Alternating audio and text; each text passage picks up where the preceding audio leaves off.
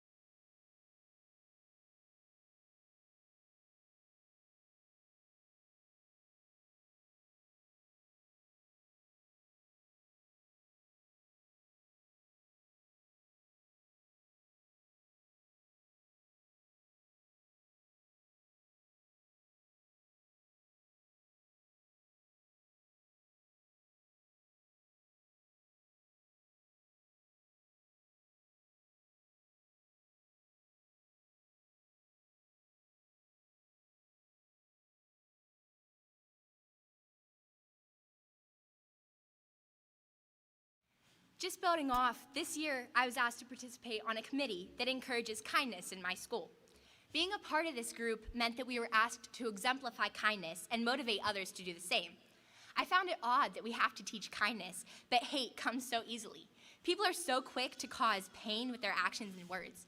This next song really spoke to me and brought into perspective the goal that we have as Christians. Like this song says, I don't want to be known for what I hate, but rather, I want to be known by love.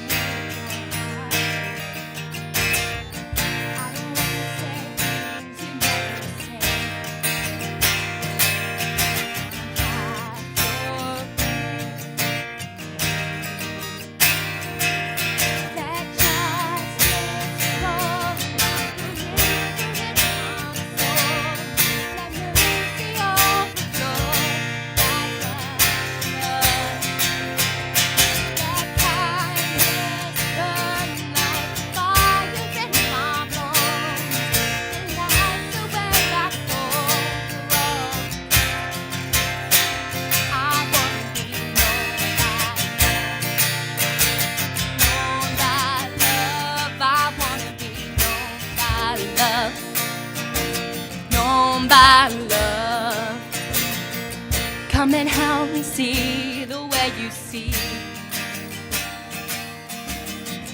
Come and show me how to be your hands and feet. I wanna be the friend that you would be.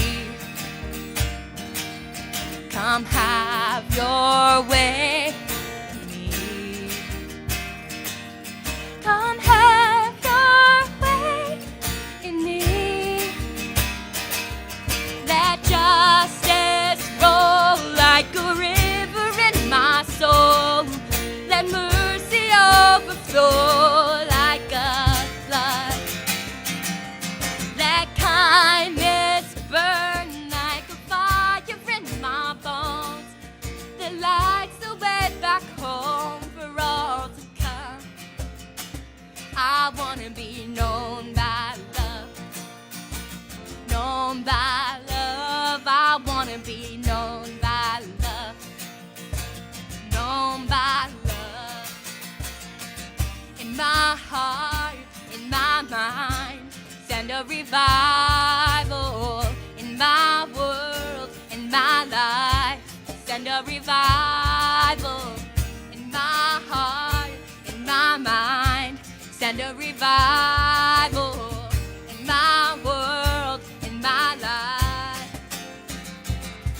let justice roll like a river in my soul. Let mercy overflow like a flood. Let kindness burn like a fire in my bones that lights the way back home, back to you.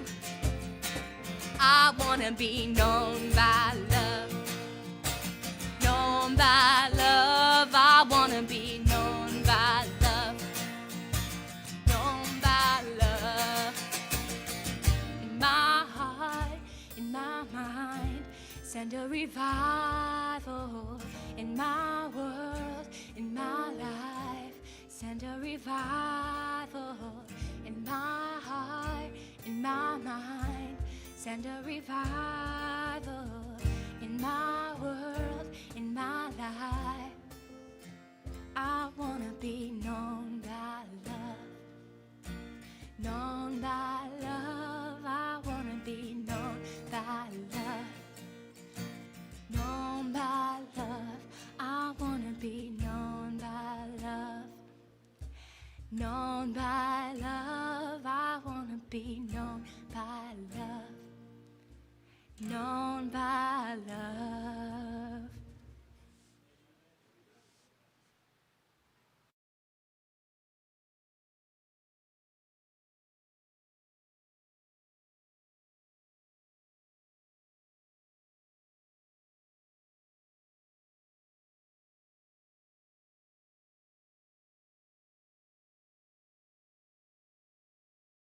heart for God.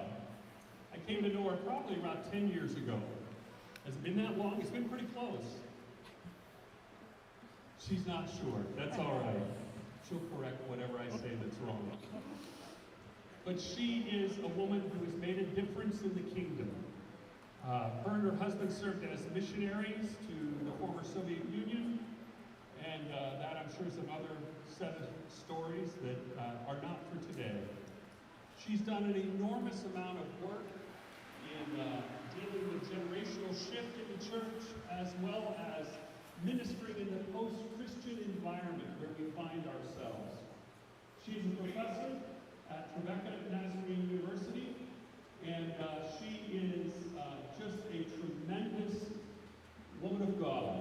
And I pray that you would give her your heart and your mind this time, and listen to what God might want to say through her.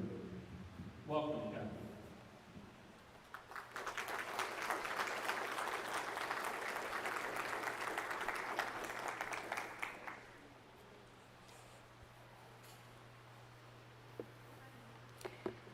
Sometimes a storm comes out of the blue. We were asleep in our beds in our house that we had not lived in very long in Nashville, Tennessee. We knew we had moved to tornado country, but we also knew that when tornadoes were coming, there were lots of ads on the news. There were bars that ran along the bottom of every TV program. There was lots of warning.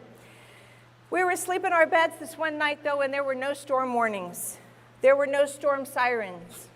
At 4:30 a.m., all of a sudden, we heard the train sound that we had heard happens when there's a tornado. The house was rattling, the roar was deafening, and we hurriedly, we didn't have to wake anyone, they were all awake, but we got people and pets and tried to head to our safe space. And by the time we got there, the storm was over. The storm came with no warning at all. It touched down only in our neighborhood.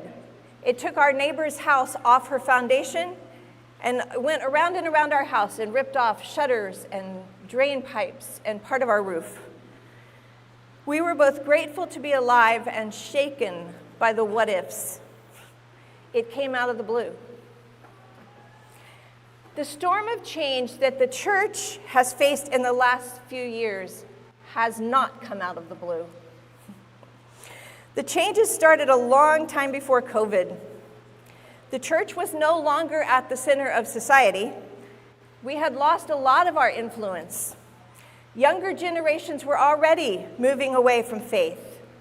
Our society was polarized and violent. Change was all around us like flies at a picnic.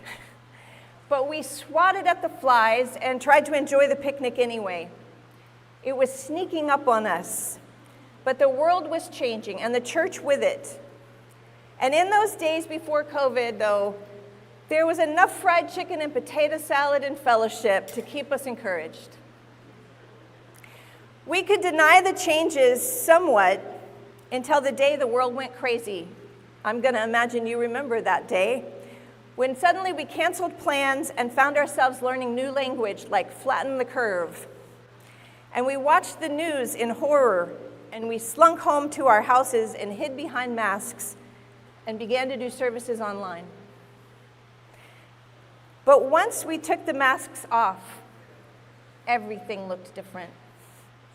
1 in 3 practicing Christians stopped attending church altogether during the pandemic, and early reports suggest that they are not coming back. Churches are in financial crisis. And all around us, people are not interested at all in the church as we have known it. In fact, with many people in society today, Christians have a reputation of being irrelevant at best and hateful at worst. Kenda Creasy-Dean says this: the pandemic did not cause institutional crises as much as it accelerated those that were already underway. The pandemic essentially drop-kicked American Christianity 20 years into the future with no time to either prepare or argue. Now, some of you by this point are thinking, who invited this woman to speak? This is depressing. Tell us something we don't know, right? This is not the first or the last time that the church will sit at a crossroads like this. So there's good news and bad news. The good news is Jesus has promised that the church will prevail. The bad news, he didn't promise that there would be eternal life for all the expressions of church that we have known.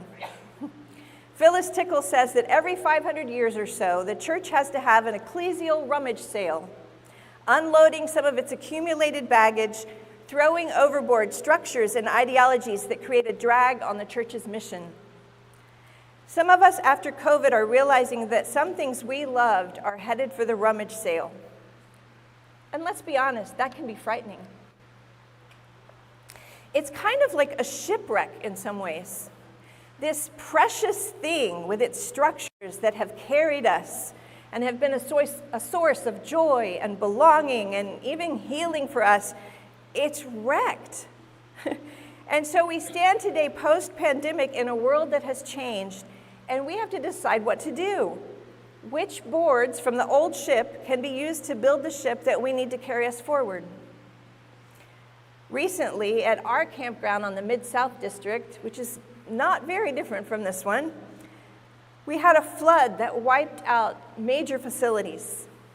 It wiped out dorms and a dining hall that held precious memories for a lot of people. The camp staff is ready to rebuild, and they have to decide now. Do they build it back the way it was with all the memories attached to it? Or will they build for a new generation and the needs of camps today instead of the needs of camps 60 years ago? Will they build it back where it was? Or will they move the buildings out of the floodplain? There is no question that there will still be a campground. But after the crisis, it's time to open ourselves to innovation. The people of Israel, when they were carried off to exile, were given a chance to live without all the extra things that had been added to their faith. They were dispossessed of their city, their temple, their rituals, really everything that they thought they had to have stay the way it had to stay. They wanted to respond out of fear. In fact, Psalm 137 tells us that they sat by the rivers in Babylon and wept. And as their new neighbors, the Babylonians, who were not of the people of God, as they said, "Hey, sing us some of your songs from Zion," they took their harps and they hung them on the trees and said, "You cannot sing the song of the Lord in a foreign land." Fear closes us off. Fear makes us decide not to sing. Fear speaks condemnation over the world. In fact, in that same psalm, Psalm 137, the Israelites actually pray that God would take the babies of the Babylonians and smash them against the rocks. I'm glad they didn't have Facebook back then. Fear is always an option. To close ourselves off, to refuse to sing the song of the Lord in the new place, and to speak condemnation over the world. But the word of the Lord comes to the exiles in Babylon and says, build houses and plant gardens and seek the shalom, or the wholeness of the world where you've been planted. Begin to innovate. Lay aside your anxiety and disgust and love well, because as that people find their shalom, you will receive yours. I am coming to believe that the choice is always between fear and love. The two are juxtaposed in just about every situation. Once you see this, you will see it everywhere. I'm going to do a little weird teacher thing today and draw you a diagram like you're sitting in my classroom.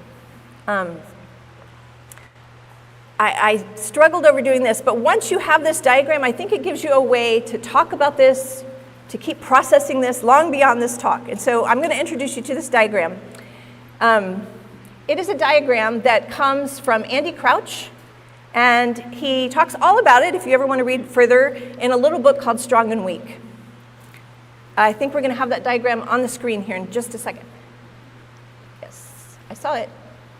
There we go. Okay, so this is a little 2x2 grid. If you want to take notes and write this down, I'd encourage you as you're copying to also write examples that you think of as you move through this.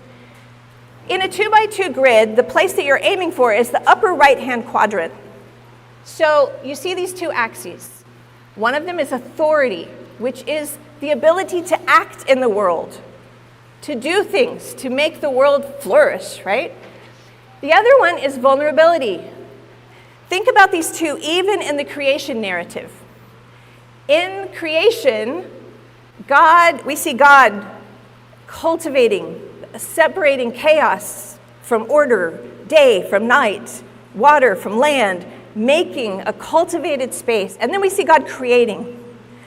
And then God says, let us make humankind in our image, which means that humankind are created to participate with God, to take authority, that top axis, to take authority to work with God, to create shalom in the world, to bring order out of chaos in the places where we are, and also to create beauty and justice in our communities. These are things we were made for. We are to take authority. But that authority is always to be coupled with the other axis, which is vulnerability.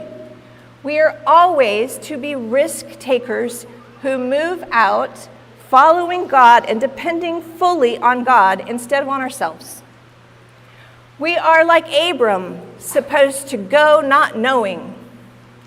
I was thinking about that this morning when I saw the Gibbons family here. Done any going not knowing recently, Gibbons family?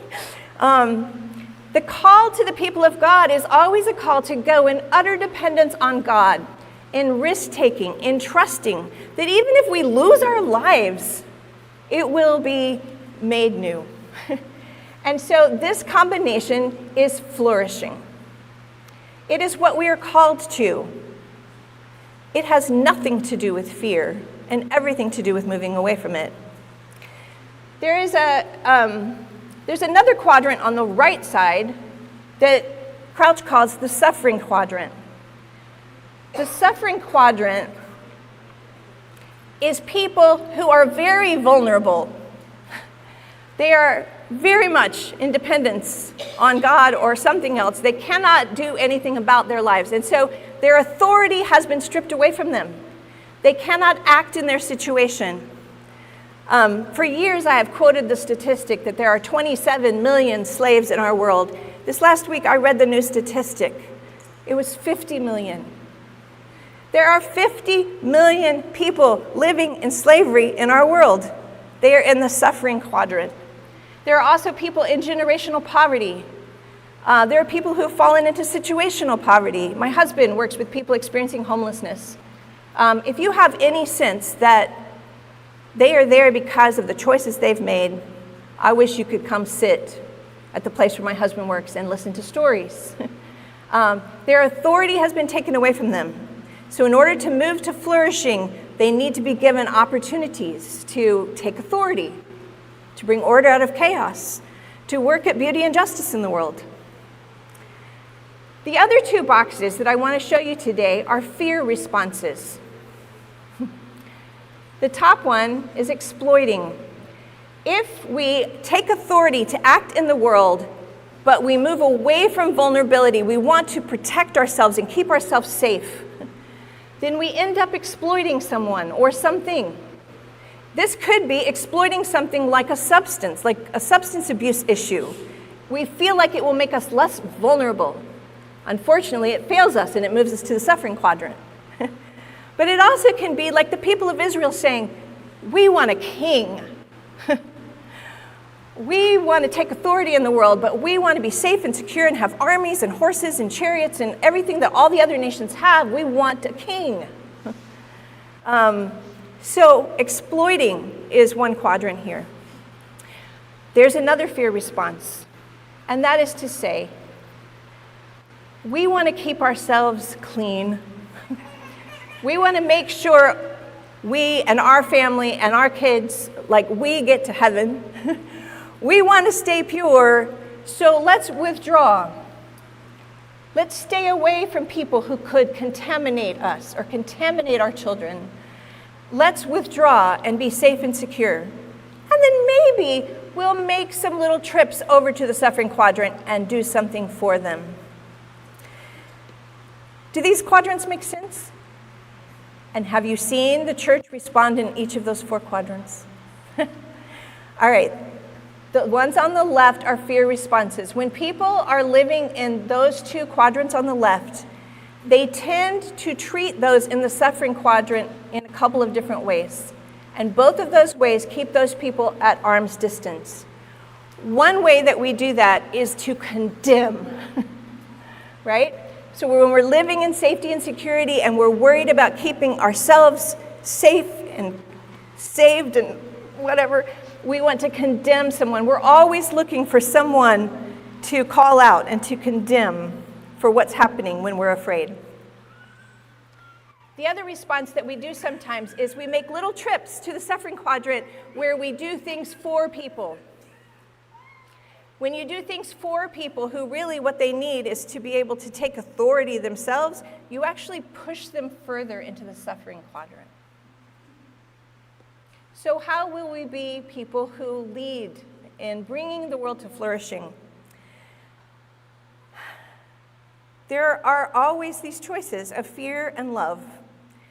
I want to spend the rest of the time that we have together today in John 3 and John 4. In John 3, Jesus deals with somebody who has lived his life governed by fear. Nicodemus. Do you remember old Nick? Nicodemus is in John 3. In John 4, Jesus models the way of love with the person we call the woman at the well, the Samaritan woman who is by the well. Nicodemus comes to Jesus at night. That sounds like a fear response to me, doesn't it? Here is a man who has feared God. He has done all of the right things. He has lived his life around the temple, probably in a service every time the doors are open. He's kept all the rules. He has stayed pure. And he's made sure of this by never hanging out with those who weren't pure. Just from knowing how Pharisees lived and what the rules were, we know that he would never have eaten with a non-Jew. He wouldn't have entered their home.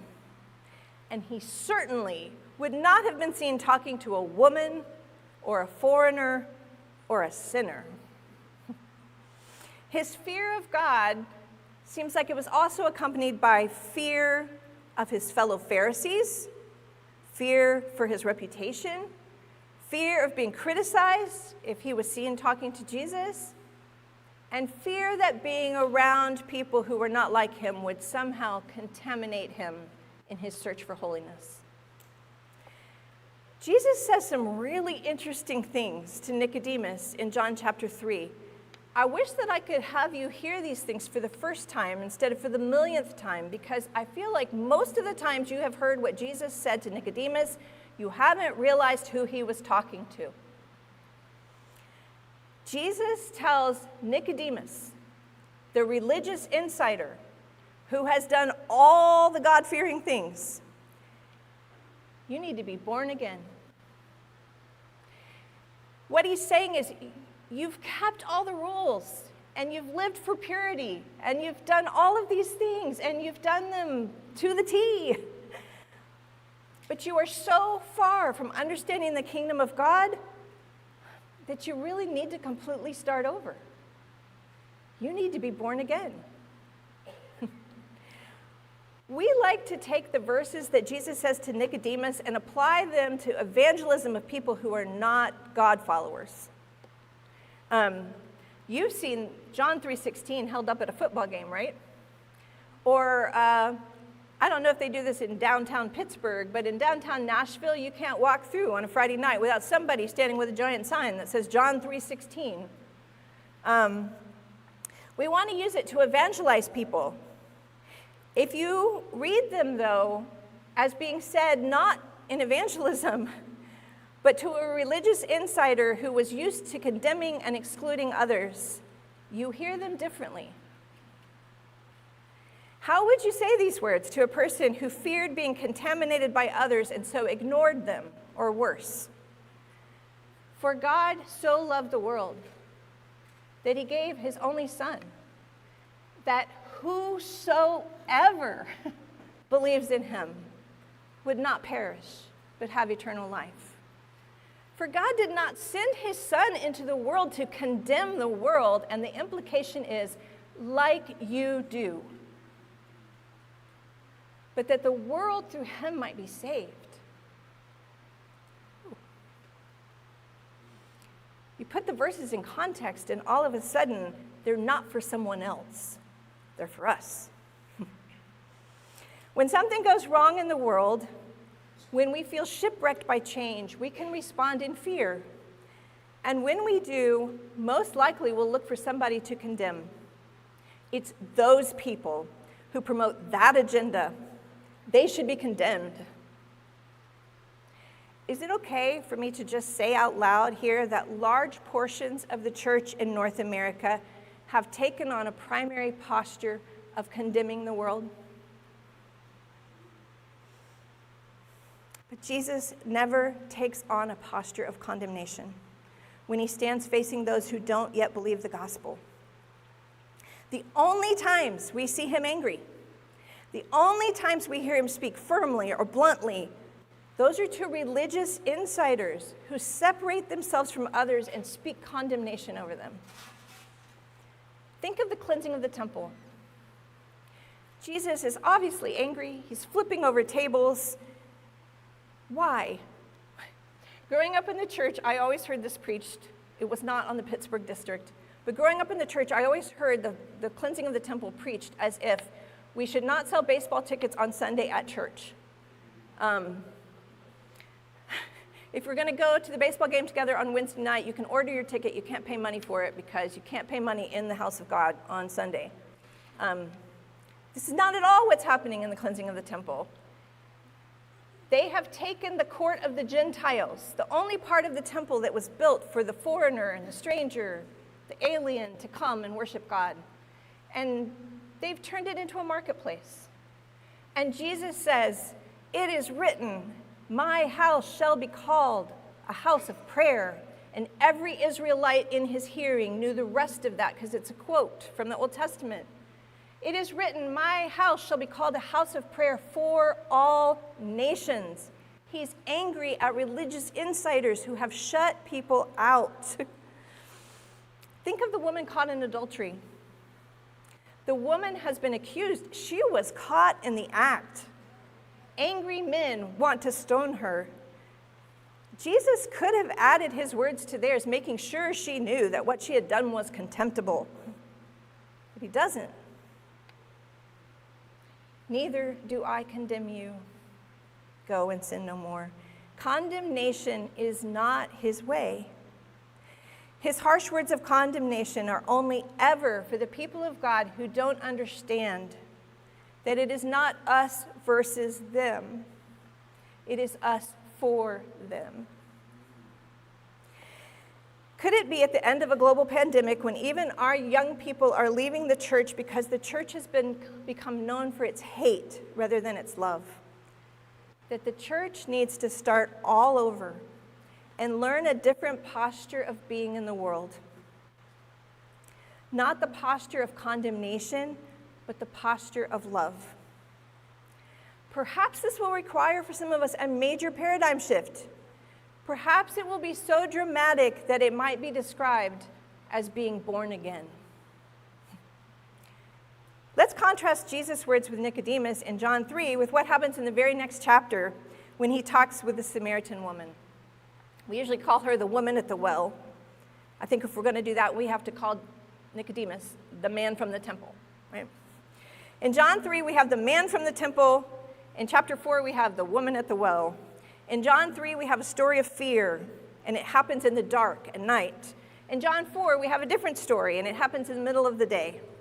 In John 3, we have the story of an upright man who has followed all the rules. And in John 4, we have a story of a woman whose very being violates all the things the Jews hold most sacred.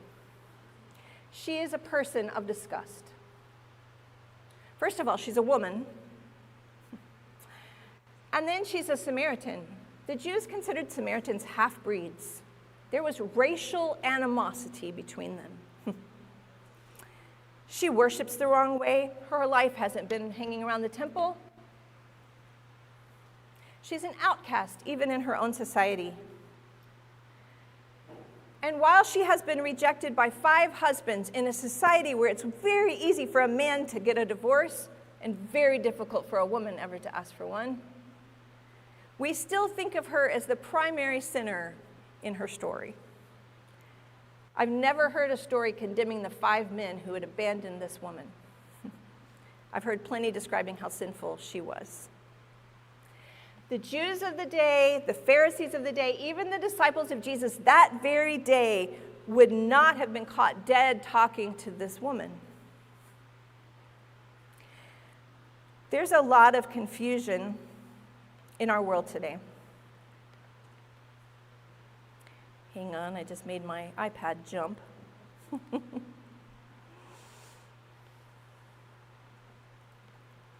And we're back. There's a lot of confusion in our world today. Things are changing. And whether they be lifestyle choices or societal morals or political agendas or all these refugees and immigrants or gun violence versus gun rights, I realize in a crowd like this size, we might have some major disagreements over those things. And I have no intention of weighing in on them right now. I want to talk about something I think we can all agree on in the example of Jesus.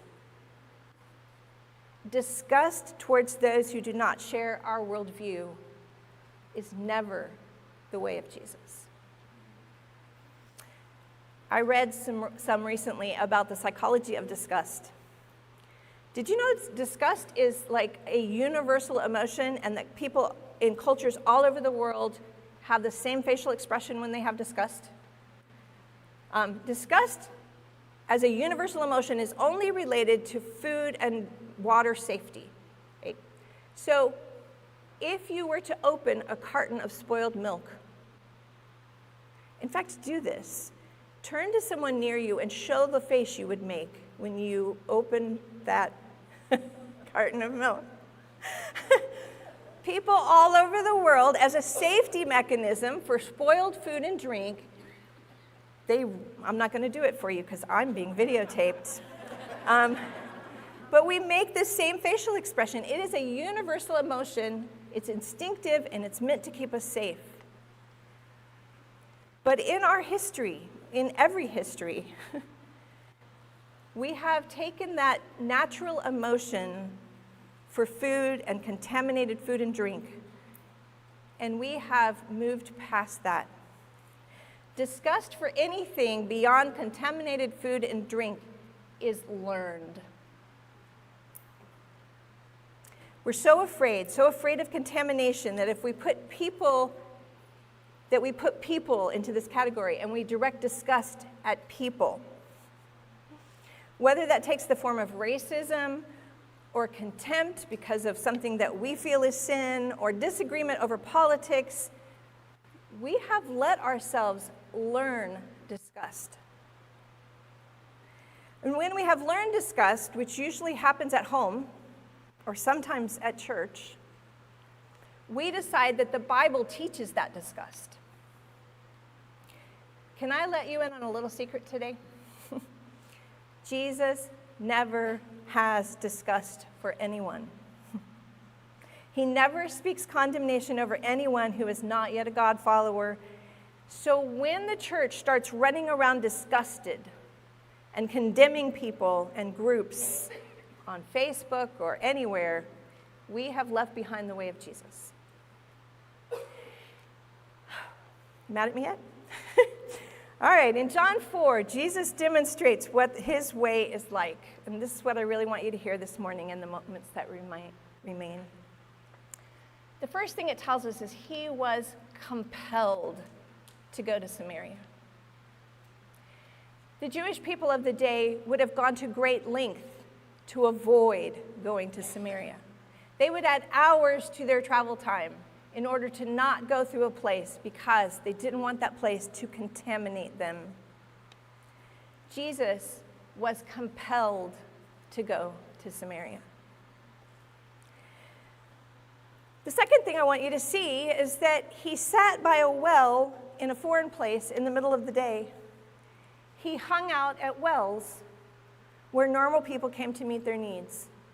This is where he did his work. He never once invites someone to come to the temple or a worship service. Did you know that in the early church, they would never have seen the worship service as the place where they did evangelism? The worship service was the place where we got together as insiders to practice ourselves into the kind of countercultural role that we were going to take in the world. And so non-believers were barred from the service until they were baptized. Can you see how far we've moved away from that? Some of us put all our eggs in the basket of the worship service, but we would be really uncomfortable to sit by a well in a place that seemed kind of shady to us. Jesus treated the woman as someone he needed, not just someone he wanted to give to. He dignifies her. The first thing he does is ask her to give him a drink. He dignifies her. He lets her take action. He understands that he needs her. Jesus didn't close himself off to fear of contamination. This is where we really need to talk about this, guys, because we're a holiness people. We do not believe that we can be contaminated by being around the world. The kind of holiness that Jesus teaches and demonstrates is the opposite of that. We're not contaminated by touching the leper. It goes the other direction. When we touch those who the rest of the world is disgusted by, holiness means that healing and love infect that person, not the other way around. Our fear of being contaminated by others shows that we don't understand holiness as Jesus lived it. Perfect love casts out fear. Unfortunately, the opposite is true. Perfect fear casts out love. Jesus doesn't tell the woman at the well she needs to be born again. He tells her instead, if you knew the generosity of God and who it is that's asking you for a drink, you would ask me and I would give you living water. Can I suggest to us this morning that we have mixed the two messages of these stories in John 3 and John 4? That we've been gathering in worship services with religious insiders saying, you can know the generosity of God. And then we turn to the world, which perplexes us and for whom we have learned, discussed, and we say, you must be born again. Is it any wonder that the church has a reputation problem? Fear has a way of closing us off. Anxiety shuts down our imagination. Fear and anxiety lead us towards doing something to lessen our vulnerability. They cause us to turn to something besides God that makes us powerful without vulnerability. So we condemn others. We gatekeep. We exclude them from the grace of God. We learn disgust for them. And we look to the scriptures to provide justification for that disgust. But what does love look like? It moves towards risk. It's compelled to go to Samaria. It doesn't fear contamination, but it reaches out to touch and to sanctify. It turns to the world with wide stretched arms and shouts, you can know the generosity of God. And it lets the world see the generosity of God in the generosity that we extend. Holiness. The holiness that we teach and live as a church, the hallmark of the Church of the Nazarene, can be defined as this perfection of love. The love of God uprooting fear and helping us to love the world. Now, I was asked to do a keynote address and not to preach a sermon. I'm sure you can tell I've slipped over into preaching a sermon.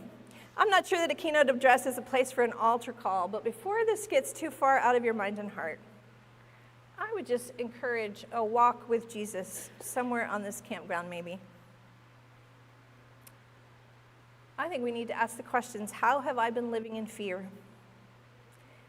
How have I practiced a disgust that is not like you, Jesus?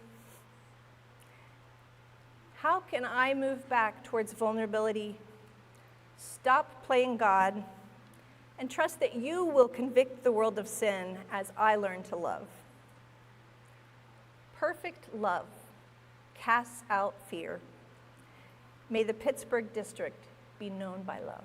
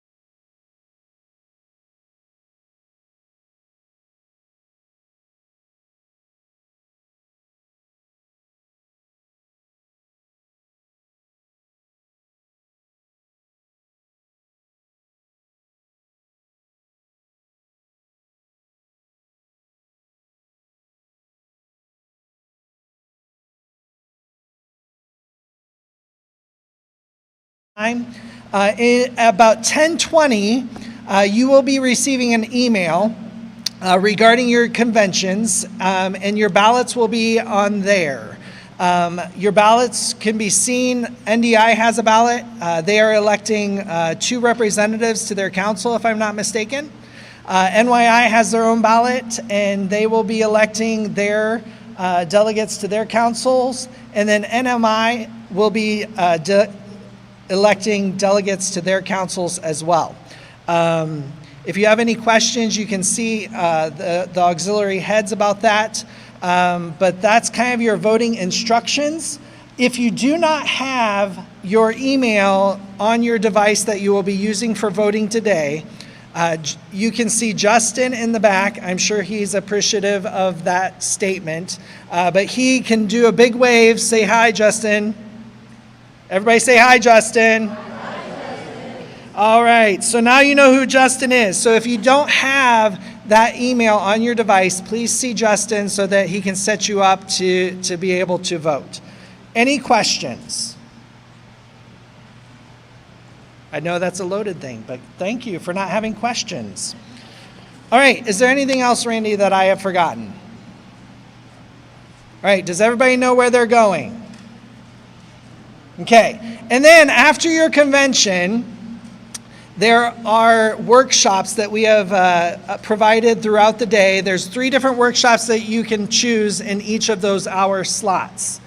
Most of you have registered for those. Those slots are obviously there on your schedule in the place that they're going to be. And I think that's pretty self-explanatory as well. So you are now dismissed. Remember, at about 10:20, you should be getting your emails. Go.